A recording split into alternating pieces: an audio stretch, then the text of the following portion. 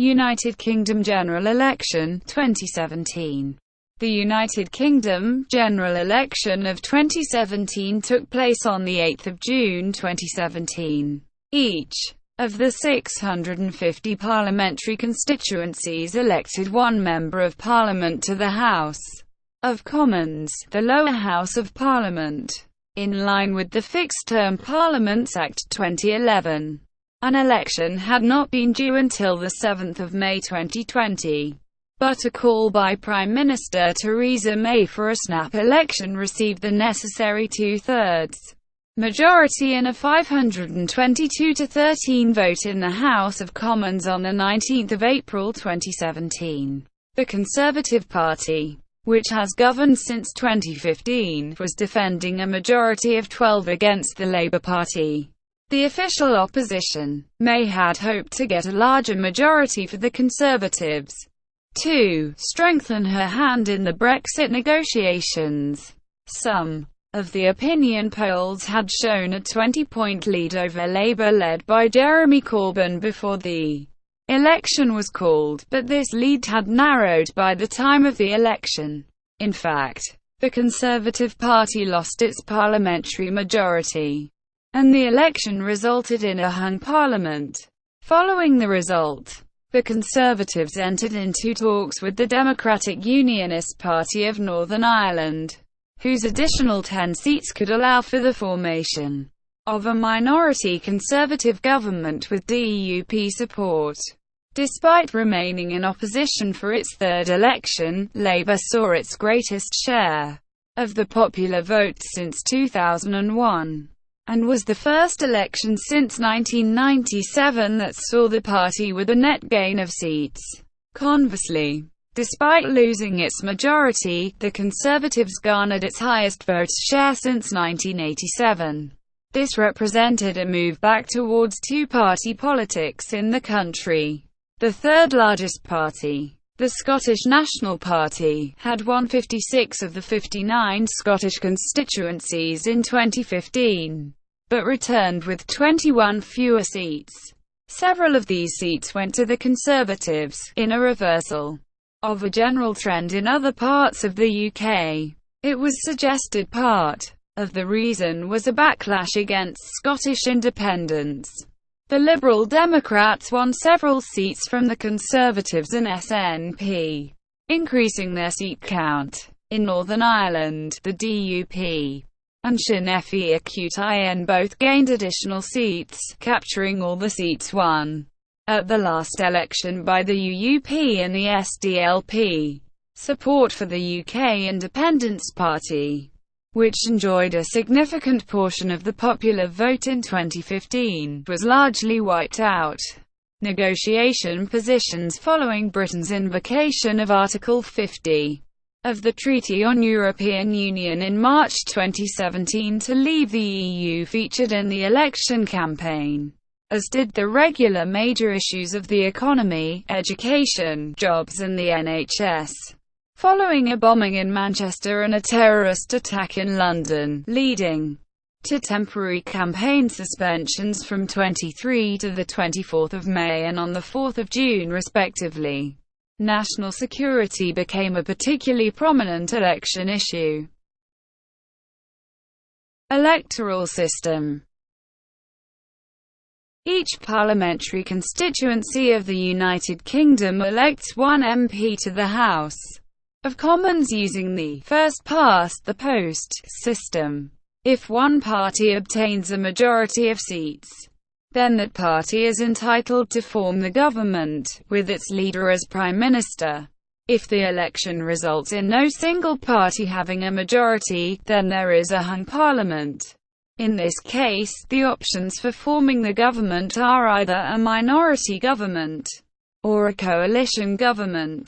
Because the postponed sixth periodic review of Westminster constituencies is not due to report until 2018, the general election will take place under existing boundaries, enabling comparisons with the results by constituency in 2015. Voting eligibility. To vote in the general election, one must be on the electoral register, aged 18 or over on polling day, a British, Irish or Commonwealth citizen, a resident at an address in the UK, and not legally excluded from voting or disqualified from voting. Individuals had to be registered to vote by midnight 12 working days before polling day. Anyone who qualified as an anonymous elector had until midnight on the 31st of May to register. A person who has two homes may be registered to vote at both addresses as long as they are not in the same electoral area, but can vote in only one constituency at the general election. On the 18th of May, The Independent reported that more than 1.1 million people between 18 and 35 had registered to vote since the election was announced on the 18th of April. Of those, 591,730 were under the age of 25. Date of the election. In North London, the Fixed-Term Parliaments Act 2011 introduced fixed-term parliaments to the United Kingdom, with elections scheduled every 5 years following the general election on 7 May 2015. This removed the power of the Prime Minister, using the royal prerogative, to dissolve Parliament before its 5-year maximum length. The Act permits early dissolution if the House of Commons votes by a supermajority of 2/3. On 18 April 2017, the Prime Minister Theresa May announced she would seek an election on 8 June. Despite previously ruling out an early election, a House of Commons motion to allow this was passed on 19 April, with 522 votes for and 13 against, a majority of 509, meeting the required 2/3 majority. The motion was supported by the Conservatives, Labour, the Liberal Democrats and the Greens, while the SNP abstained. 9 Labour MPs, 1 SDLP MP, and 3 independents voted against the motion. Labour leader Jeremy Corbyn supported the early election, as did Liberal Democrat leader Tim Farron and the Green Party. The SNP stated that it was in favour of fixed-term parliaments, so abstained in the House of Commons vote. UKIP leader Paul Nuttall and First Minister of Wales Carwyn Jones criticised the timing of the election as opportunistic by May, motivated by the then strong position of the Conservative Party in the opinion polls. On 25 April, the election date was confirmed as 8 June, with dissolution on 3 May. The government announced it intends for the next parliament to assemble on 13 June, with the state opening on 19 June. Parties and candidates. Most candidates are representatives of a political party, which must be registered with the Electoral Commission. Candidates who do not belong to a registered party can use an independent label or no label at all. Parties in the tables below are sorted by their results in the 2015 general election. The leader of the party commanding a majority of support in the House of Commons is the person who is called on by the monarch to form a government as Prime Minister, while the leader of the largest party not in government becomes the leader of the opposition. Other parties also form shadow ministerial teams. The leaders of the SNP and Plaid Cymru are not members of Parliament, but instead members of their respective devolved legislatures, and so these parties have separate leaders in the House of Commons, Angus Robertson and Howell Williams respectively. The Conservative Party and the Labour Party have been the two biggest parties since 1922, and have supplied all prime ministers since 1935. Both parties have changed the leader since the 2015 election.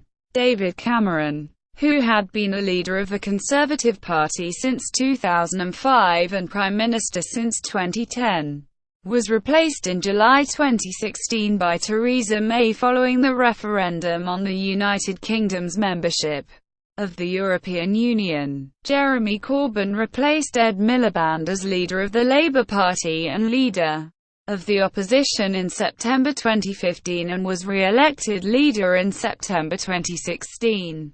While the Liberal Democrats and their predecessors had long been the third largest party in British politics, they returned only 8 MPs in 2015 to 49 fewer than at the previous election, far below the Scottish National Party and with fewer votes than the UK Independence Party. Tim Farron became the Liberal Democrat leader in July 2015, following the resignation of Nick Clegg, led by First Minister of Scotland Nicola Sturgeon. The SNP stand only in Scotland and won 56 of 59 Scottish seats in 2015. UKIP, then led by Nigel Farage, who was later replaced by Diane James and then by Paul Nuttall in 2016, won 12.7% of the vote in 2015, but gained only one MP, Douglas Carswell, who left the party in March 2017 to sit as an independent, after securing 3.8% of the vote and one MP in the previous general election. Green Party leader Natalie Bennett was succeeded by joint leaders Caroline Lucas and Jonathan Bartley in September 2016. A number of parties that contested the previous election chose not to stand candidates, including Mebyon Kerno, the Communist Party of Britain, the Scottish Socialist Party, and the National Front. Northern Ireland. In Northern Ireland, the Democratic Unionist Party, Sinn Féin, the Social Democratic and Labour Party and the Ulster Unionist Party, who all won seats in 2015, and the Alliance Party, which contested all 18 Northern Irish seats and achieved 8.6% of the vote, contested the 2017 election. Gerry Adams announced for Sinn Féin after the election that their abstentionist policy remained in force. Their elected MPs would not swear allegiance to the Queen to take their seats in Westminster. The DUP, Sinn Féin, SDLP, UUP, and ARPNI were all led by new party leaders, changed since the 2015 election. The Conservatives, Greens and 4 other minor parties are also standing, despite contesting 10 seats last time. UKIP did not stand in Northern Ireland. Candidates: 3,304 candidates are standing, down from 3,631 in the previous general election. The Conservatives are standing in 637 seats, Labour in 631 and the Liberal Democrats in 629. UKIP is standing in 377 constituencies, down from 624 in 2015. While the Greens are standing in 468, down from 573. The SNP are contesting all 59 Scottish seats, and Plaid Cymru is standing in all 40 Welsh seats. In Great Britain, 183 candidates are standing as independents. Minor parties including the Christian People's Alliance are standing in 31 seats. The Yorkshire Party in 21, the official monster Raving Loony Party in 12, the British National Party in 10, the Pirate Party in 10, the English Democrats in 7, the Women's Equality Party in 7, the Social Democratic Party in 6, the National Health Action Party in 5 and the Workers' Revolutionary Party in 5. While an additional 79 candidates are standing for 46 other registered political parties. In Wales, 213 candidates are standing. Labour, Conservatives, Plaid Cymru, and Liberal Democrats will contest all 40 seats and there are 32 UKIP and 10 Green candidates. In Scotland, the SNP, the Conservatives, Labour, and the Liberal Democrats are standing in all 59 seats, while UKIP are contesting 10 seats, and the Greens only 3.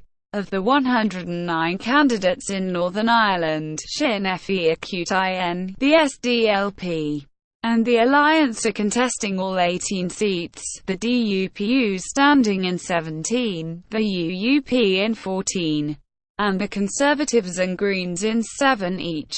People Before Profit and the Workers' Party are contesting 2 seats, while Traditional Unionist Voice and the New Citizens Independent Social Thought Alliance are standing in 1 each. 4 independents, including incumbent Sylvia Herman, are also standing. Party selection processes.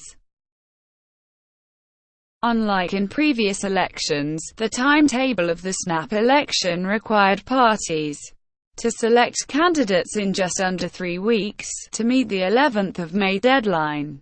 For the Conservatives, local associations in target seats were offered a choice of 3 candidates by the party's headquarters from an existing list of candidates.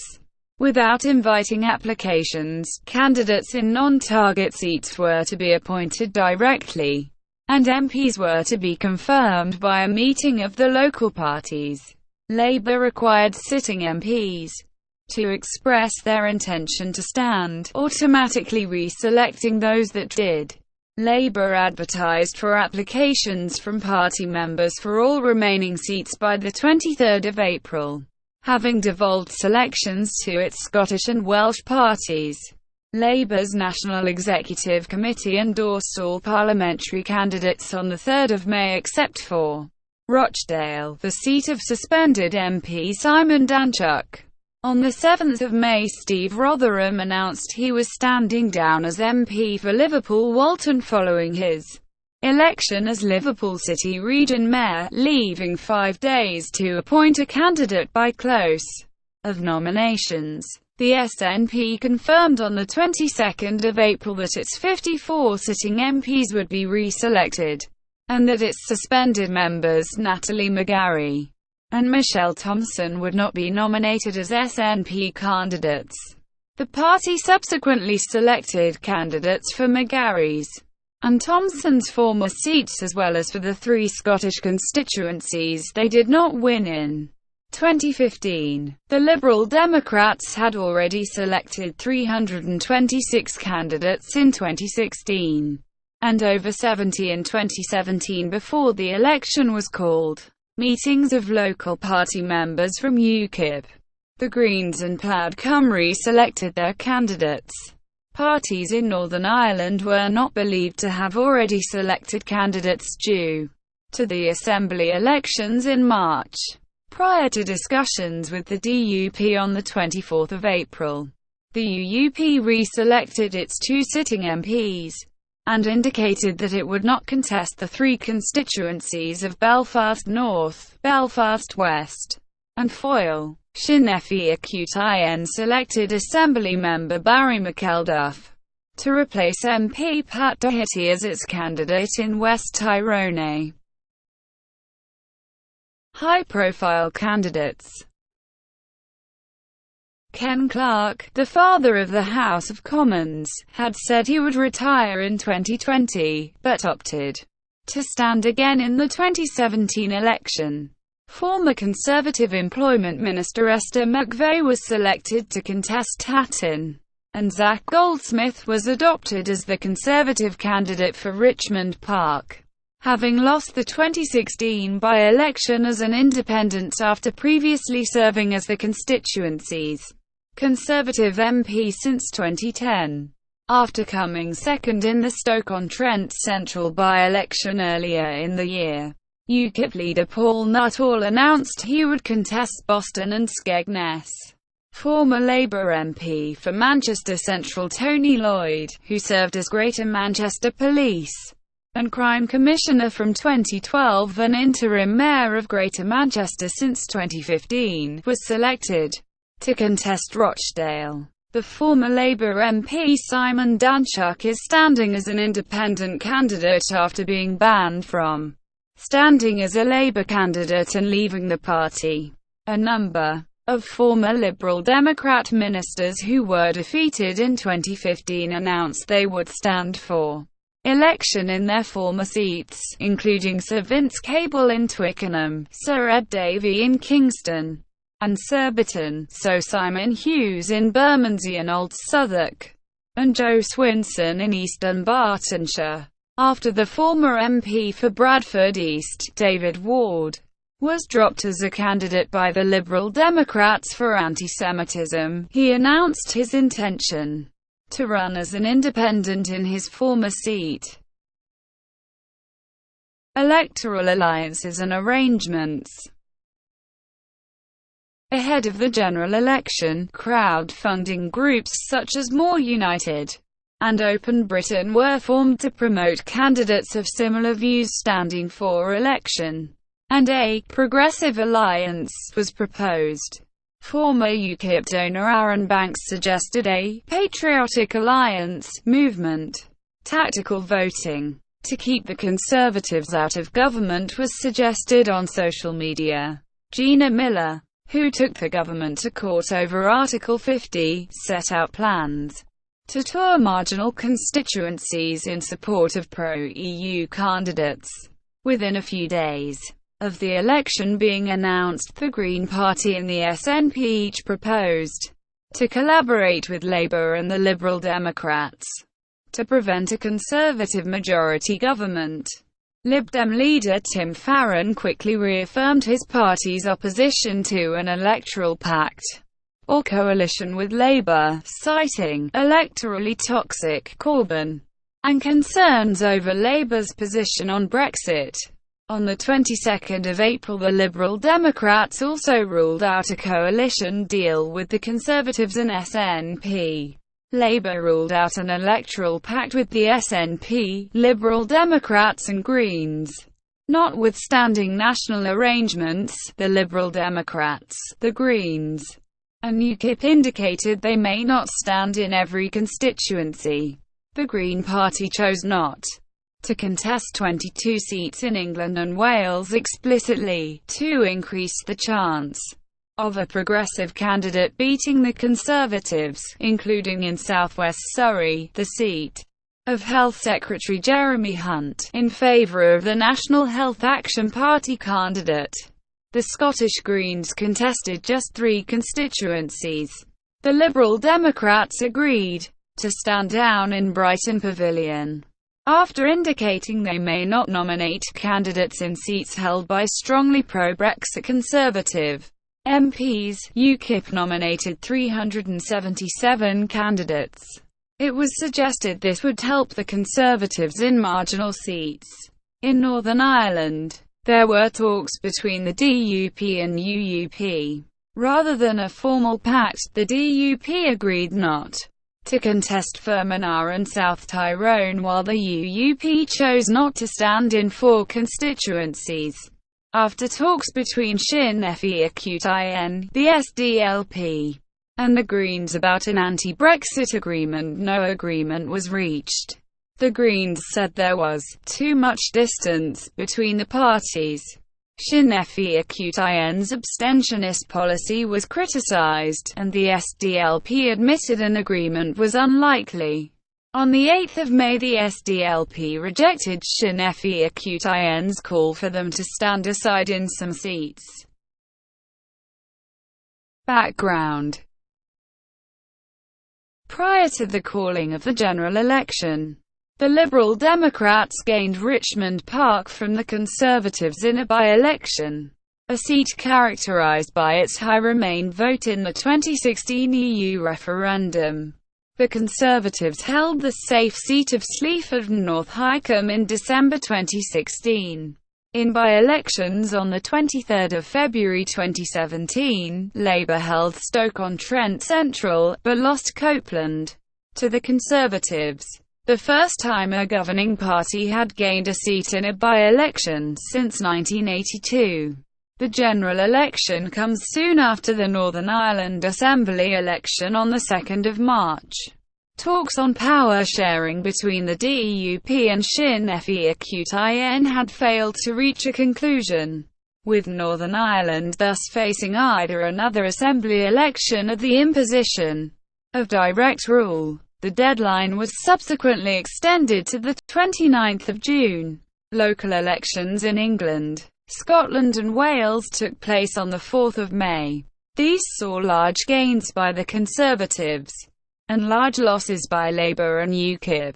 Notably, the Conservatives won Metro Mayor elections in Tees Valley and the West Midlands, areas traditionally seen as Labour heartlands. Initially scheduled for the 4th of May, a by-election in Manchester Gorton was cancelled. The seat will be contested on the 8th of June together with all the other seats. On the 6th of May, a letter from Church of England Archbishops Justin Welby and John Sentamu stressed the importance of education for all, of urgent and serious solutions to our housing challenges, the importance of creating communities as well as buildings, and a confident and flourishing health service that gives support to all, especially the vulnerable, not least at the beginning and end of life. All parties suspended campaigning for a time in the wake of the 2017 Manchester Arena bombing on the 22nd of May. The SNP had been scheduled to release their manifesto for the election, but this was delayed. Campaigning resumed on the 25th of May. Major political parties also suspended campaigning for a second time on the 4th of June. Following the June 2017 London attacks, UKIP chose to continue campaigning. There were calls for the polling date to be postponed, but these were rejected. Brexit. The UK's withdrawal from the European Union was a key issue in the campaign. May said she called the snap election to secure a majority for her Brexit negotiations. UKIP support a clean, quick and efficient Brexit, and launching his party's election campaign. Nuttall stated that Brexit is a job half done and UKIP MPs are needed to see this through to the end. Labour had supported Brexit in the previous parliament, but proposed different priorities for negotiations. The Liberal Democrats and Greens have called for a deal to keep the UK in the single market, and a second referendum on any deal proposed between the EU and the UK. The Conservative manifesto committed to leaving the single market and customs union, but seek a deep and special partnership through a comprehensive free trade and customs agreement. It proposed seeking to remain part of some EU programs, where it would be reasonable that we make a contribution and stay as a signatory of the European Convention on Human Rights over the next Parliament, and maintain the Human Rights Act during Brexit negotiations. Parliament would be able to amend or repeal EU legislation once converted into UK law, and have a vote on the final agreement. Security. Two major terrorist attacks took place during the election campaign, with parties arguing about the best way to prevent such events. May, after the second attack, focused on global cooperation to tackle Islamist ideology and tackling the use of the Internet by terrorist groups. After the first attack, Labour criticised cuts in police numbers under the Conservative government. Corbyn also linked the Manchester attack to British foreign policy.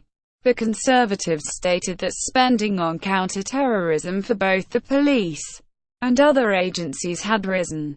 Former Tory strategist Steve Hilton said Theresa May should be resigning, not seeking re-election, because her police cuts and security failures had led to the attacks.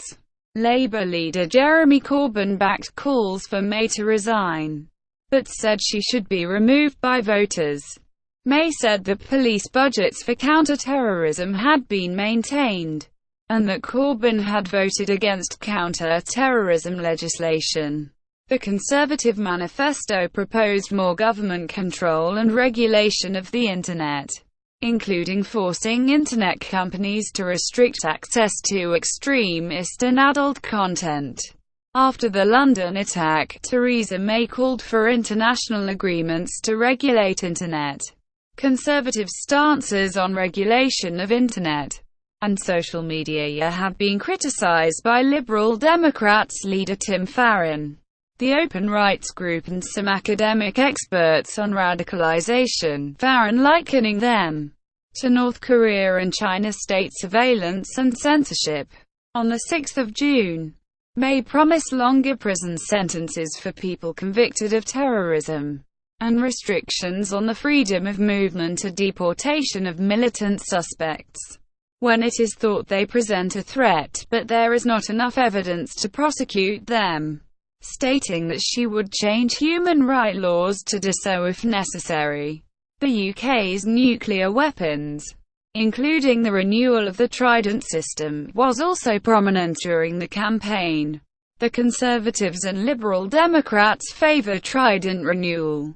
The Labour manifesto commits the party to Trident renewal, but Corbyn declined to speak in favour of the renewal. He also declined to answer whether, as Prime Minister, he would ever use nuclear weapons if the UK were under an imminent nuclear threat.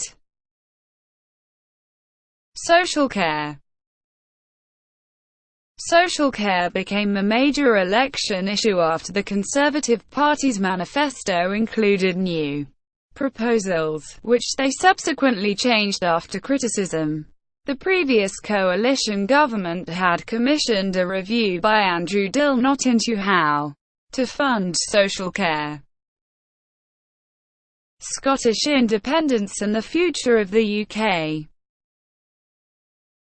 The question of a proposed Scottish independence referendum is also likely to influence the campaign in Scotland. On 28 March 2017, the Scottish Parliament approved a motion for a second independence referendum, suggesting that there had been a material change in the terms of the failed independence referendum in 2014 as a result of the UK's vote to leave the EU.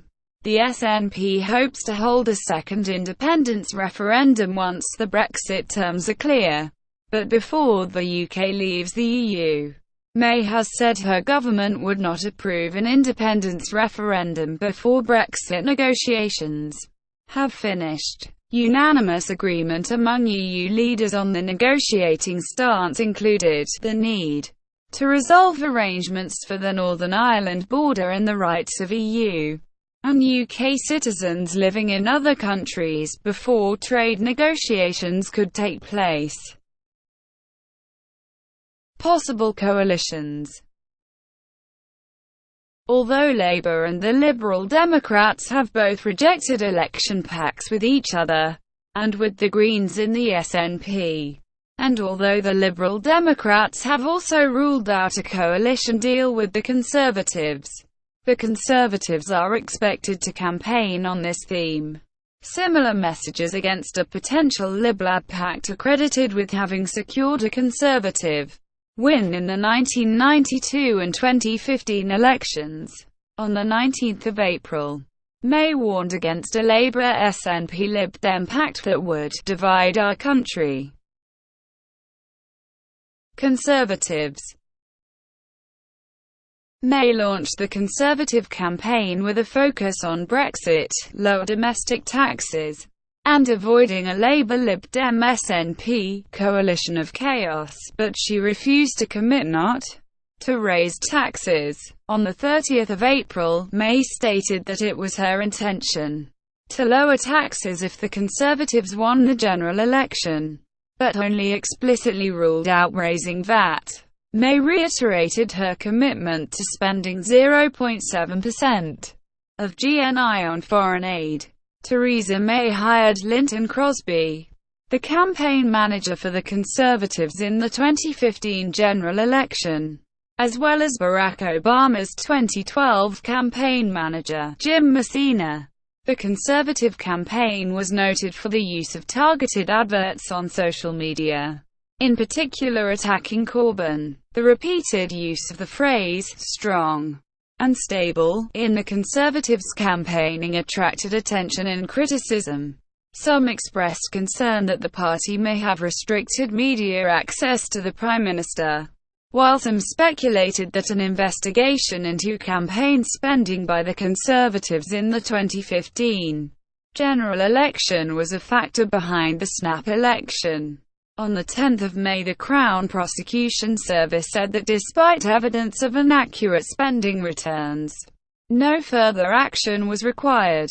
On 7 May the Conservatives promised to replace the 1983 Mental Health Act, to employ an additional 10,000 NHS mental health workers by 2020 and to tackle discrimination against those with mental health problems. May indicated that the Conservatives would maintain the net immigration target, and promised to implement a cap on rip-off energy prices, a policy that appeared in Labour's 2015 manifesto. On the 11th of May the Conservatives promised above-inflation increases in defence spending alongside its NATO commitment to spend at least 2% of GDP on defence. In a speech in Tynemouth the next day, May said Labour had deserted working-class voters, criticised Labour's policy proposals, and said Britain's future depended on making a success of Brexit.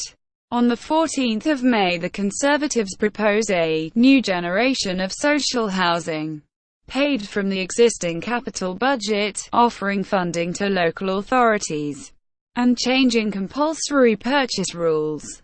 The following day May promised a new deal for workers that would maintain workers' rights, currently protected by the EU after Brexit, put worker representation on company boards, introduce a statutory right to unpaid leave to care for a relative, and increase the national living wage in line with average earnings until 2022. The proposals were characterized as an unabashed pitch for Labour voters. However, Labour and the GMB trade union criticised the government's past record on workers' rights. Unveiling the Conservative manifesto in Halifax on 18 May, May promised a mainstream government that would deliver for mainstream Britain. It proposed to balance the budget by 2025, raise spending on the NHS by £8 billion per year, and on schools by £4 billion per year by 2022, remove the ban on grammar schools, means test the winter fuel allowance, replace the state pension triple lock with a double lock, and require executive pay to be approved by a vote of shareholders. It dropped the 2015 pledge to not raise income tax or national insurance contributions, but maintained a commitment to freeze VAT, new sovereign wealth funds for infrastructure, rules to prevent foreign takeovers of critical national infrastructure, and institutes of technology were also proposed. The manifesto was noted for its intervention in industry, lack of tax cuts, and increased spending commitments on public services. On Brexit, it committed to leaving the single market and customs union while seeking a deepened special partnership, and promised a vote in Parliament on the final agreement. The manifesto was noted for containing similar policies to those found in Labour's 2015 general election manifesto. The manifesto also proposed reforms to social care in England that would raise the threshold for free care from £23,250 to £100,000, while include property in the means test and permitting deferred payment after death. After attracting substantial media attention 4 days after the manifesto launch, May stated that the proposed social care reforms would now include an absolute limit on costs, in contrast to the rejection of a cap in the manifesto. She criticised the fake portrayal of the policy in recent days by Labour and other critics who had termed it a dementia tax. Evening Standard editor George Osborne called the policy change a U-turn. Labour. Corbyn launched the Labour campaign focusing on public spending, and argued that services were being underfunded, particularly education. Labour's shadow Brexit secretary Sir Keir Starmer stated that the party would replace the existing Brexit white paper with new negotiating priorities that emphasised the benefits of the single market and customs union, that the residence rights of EU nationals would be guaranteed, and that the principle of free movement would have to end. Labour proposed the creation of 4 new bank holidays, marking the feast days of the patron saints of the United Kingdom's constituent nations. On the 27th of April, the party pledged to build 1 million new homes over 5 years. Labour's proposal to employ 10,000 new police officers was overshadowed when Shadow Home Secretary Diane Abbott cited incorrect figures in an LBC interview on how it would be funded.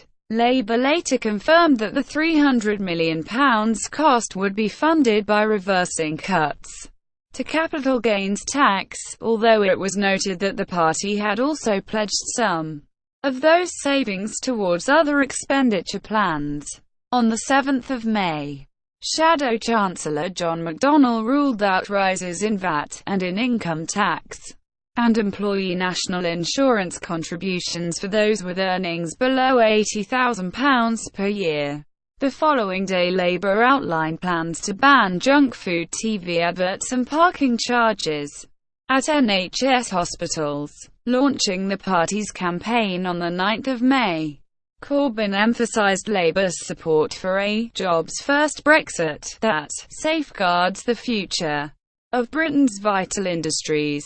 Labour promised an additional £4.8 billion for education, funded by raising corporation tax from 19% to 26%. A draft copy of Labour's manifesto was leaked to the Daily Mirror and the Daily Telegraph on the 10th of May. It included pledges to renationalise the national grid, the railways and the Royal Mail, and create publicly owned energy companies. The draft was noted for including commitments on workers' rights, a ban on fracking, and the abolition of tuition fees in England. The draft manifesto included a commitment to the Trident nuclear deterrent, but suggested a future government would be extremely cautious about using it. The next day, Labour's Clause V meeting endorsed the manifesto after amendments from shadow cabinet members and trade unions present. In a speech at Chatham House on the 12th of May, Corbyn set out his foreign policy, saying he would reshape Britain's foreign relations, avoid the use of nuclear weapons, and while Labour supported Trident renewal, he would initiate a defence reviewing government. Corbyn stated that he would halt all weapons sales from the UK to Saudi Arabia, citing the violations of human rights in the Saudi Arabian-led intervention in Yemen. After the June 2017 London attack, Corbyn said that a conversation should take place with Saudi Arabia and other Gulf states that have funded and fueled extremist ideology. On the 14th of May, Labour revealed plans to extend stamp duty by introducing a financial transactions tax, which McDonnell claimed would raise up to £5.6 billion per year. The next day, Corbyn set out plans to spend £37 billion on the NHS in England over a 5-year parliament, including £10 billion on IT upgrades and building repairs. Launching its manifesto on the 16th of May, Labour revealed it would nationalise the water industry, provide 30 hours per week of free childcare for 2 to 4-year-olds, charge companies a levy on annual earnings above £330,000, lower the 45p income tax rate threshold to £80,000 per year, and reintroduce the 50p tax rate for those earning more than £123,000 per year. Labour said it would raise an additional £48.6 billion in tax revenue per year, and insisted its policies were fully costed, though it was noted no costings were provided for its nationalisation pledges. Compared to the leaked draft, the manifesto was noted for toughening Labour's position on defence and Trident, confirming that outside the EU free movement would have to end, qualifying support for airport expansion, and clarifying the party's stance on Israel-Palestine, as well as other changes. After initial confusion, Labour clarified it would not reverse the government's freeze on most working-age benefits. In an interview following the manifesto launch, Unite General Secretary Len McCluskey said victory for Labour in the general election would be extraordinary and that winning just 200 seats would be a successful result. The following morning he clarified he was now optimistic about Labour's chances. SNP. The SNP, keen to maintain its position as the third largest party in the House of Commons, made the need to protect Scotland's interests in the Brexit negotiations a central part of its campaign. The SNP manifesto also called for a vote on independence to be held at the end of the Brexit process, sets out anti-austerity plans to invest £118 billion in UK public services over the next 5 years, pledges to increase the minimum wage to £10 an hour, and calls for Scotland to have control over immigration and to remain in the EU single market after Brexit.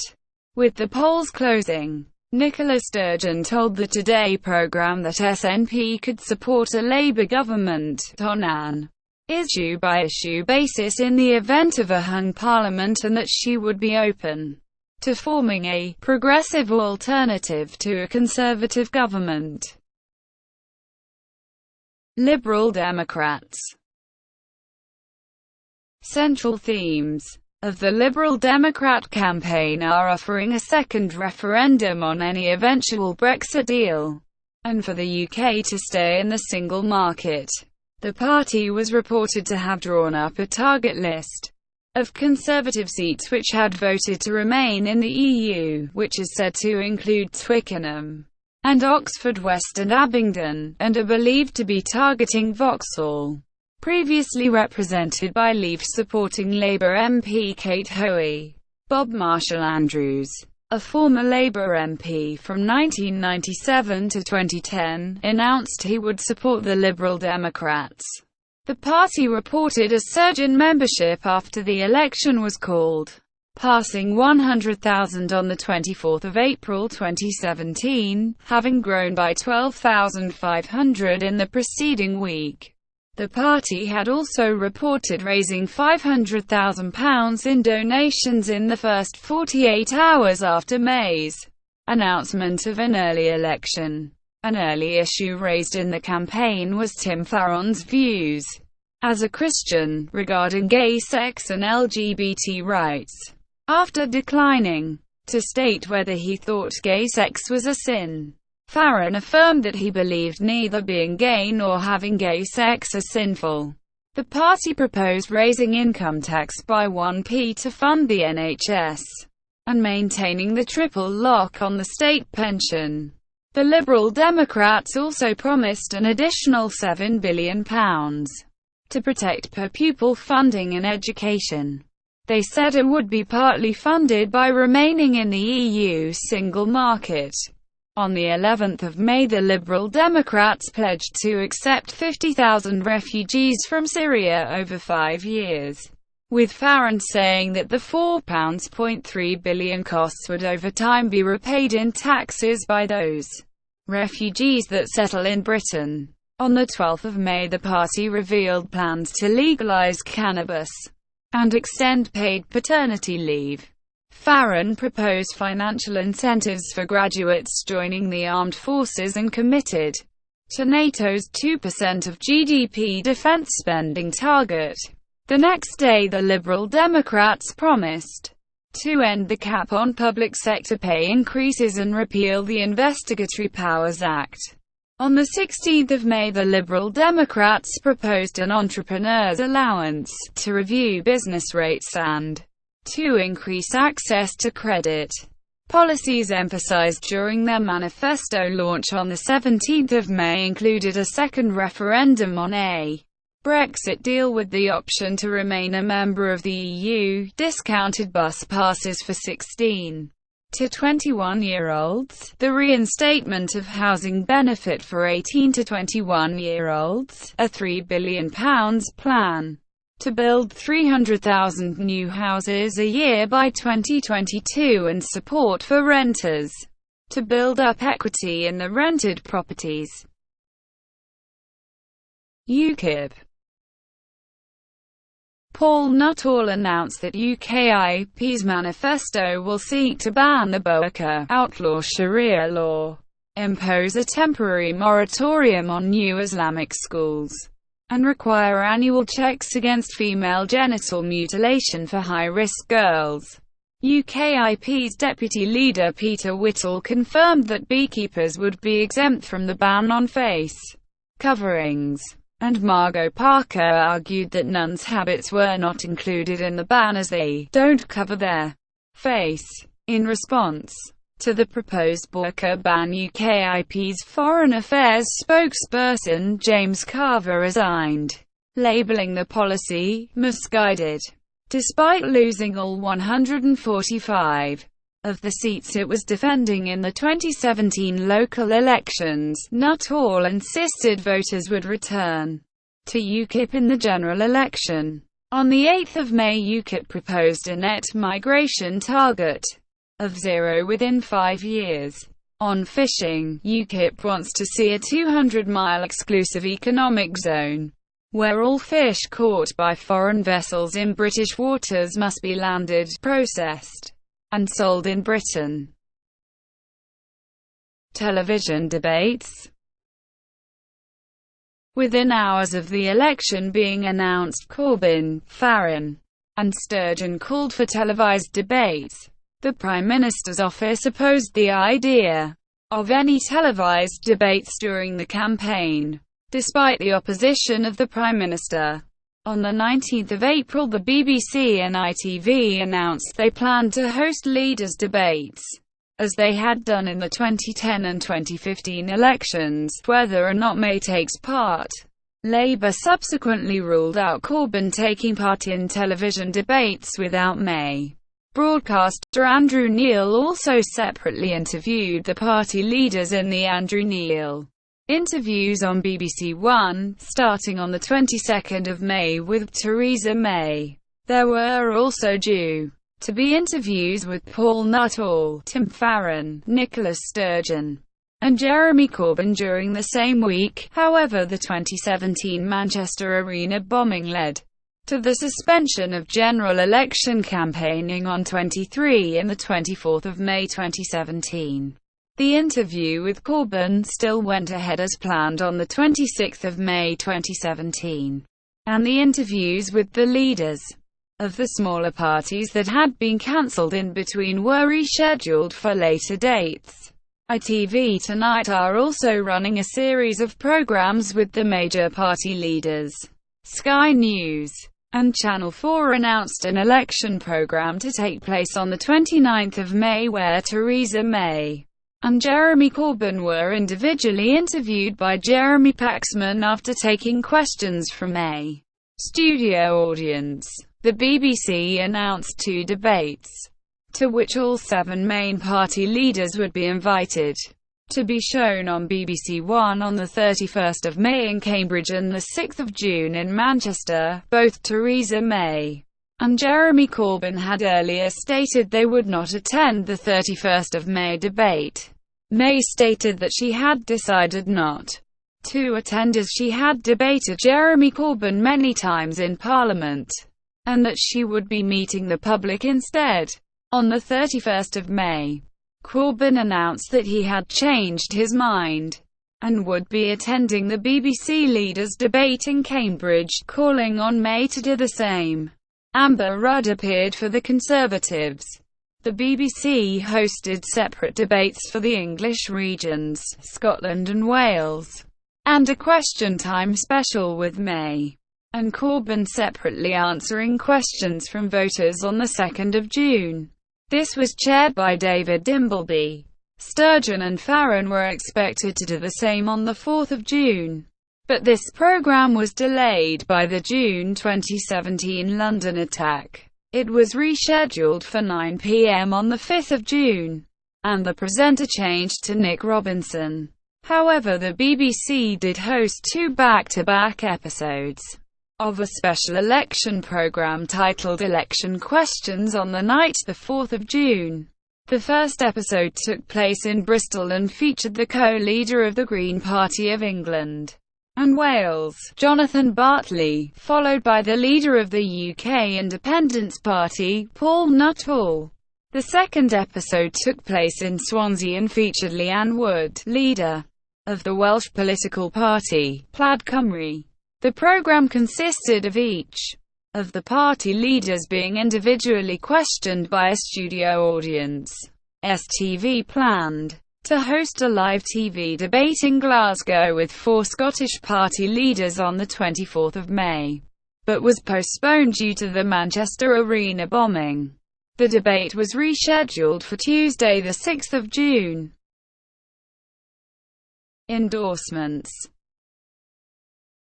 Various newspapers, organizations and individuals have endorsed parties or individual candidates for the election. Other politicians. Former UKIP leader Nigel Farage announced that he would not stand, saying he could be more effective as an MEP.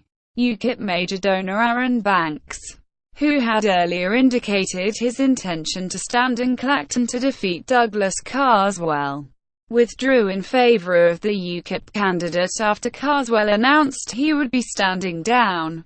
Plaid Cymru leader Leanne Wood chose not to contest a Westminster seat, as did former Labour MP and Shadow Chancellor Ed Balls. Opinion polling and seat projections. In the 2015 general elections, polling companies underestimated the Conservative Party vote and overestimated the Labour Party vote, and so failed to predict the result accurately. Afterwards they started making changes to polling practices. Recommendations from a review by the British Polling Council are likely to result in further changes. Predictions 3 weeks before the vote. The first-past-the-post system used in UK general elections means that the number of seats won is not closely related to vote share. Thus, several approaches are used to convert polling data and other information into seat predictions. The table below lists some of the predictions. Predictions less than a week before the vote. The UK's first-past-the-post electoral system means that national shares of the vote do not give an exact indicator of how the various parties will be represented in Parliament. Different commentators and pollsters currently provide a number of predictions, based on polls and other data, as to how the parties will be represented in Parliament. Lord Ashcroft Polls has announced an estimate for the election result. He updates it at intervals on his website. Electoral Calculus maintains a running projection of seats according to latest polls on its website. It also maintains a seat-by-seat projection for Scotland. Election Forecast also maintains a projection of seats based on current opinion poll averages on their website. Elections etc. issues regular forecasts based on current opinion poll averages, betting markets, expert predictions and other sources on their website. YouGov issue daily seat estimates using their aggregated statistical election model. Britain Elects maintains a nowcast, a projection showing what the result would be if held today of seats based on historical data as well as national and regional polling. Results.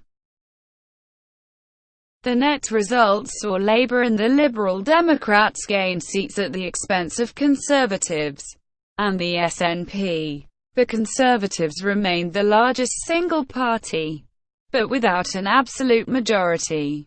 The three other major mainland parties all won seats from the SNP, whose losses were blamed primarily on public opposition to the proposed second Scottish independence referendum. And the Scottish Conservatives became the second and won the largest number of seats in Scotland since the 1983 election. In England, Labour took seats chiefly from the Conservatives. The Lib Dems had a mixed night, losing some seats, including Sheffield Hallam, defended by former Deputy Prime Minister Nick Clegg, but regaining several previously lost seats. In Wales, Labour won 3 seats previously held by the Conservatives while Plaid Cymru won the Lib Dems' only Welsh seat. Northern Ireland saw a wipeout for moderate parties, the moderate nationalist SDLP, the moderate unionist UUP and the Cross Community Alliance Party all failed to win a single seat. All seats were won by either the DUP or Sinn Féin, with the exception of North Down, held by the independent unionist Sylvia Herman. The results left the DUP as kingmakers, and the party likely to support the Conservatives in a minority government. The UKIP failed to win any seat and lost its only defence, Clacton. Paul Nuttall, who came third in Boston, and Skegness, resigned as leader of UKIP the same day, reported. Notable firsts. Newly elected MPs included Britain's first urban Sikh MP, Tan Dhesi, and the first female Sikh MP, Preet Gill. A record number of female and LGBTQ MPs were elected. 201 female MPs were elected to Parliament, the first time over 200 MPs were female, and beating the previous high of 196 female MPs in the last Parliament. Thank you for watching. Please like and subscribe below.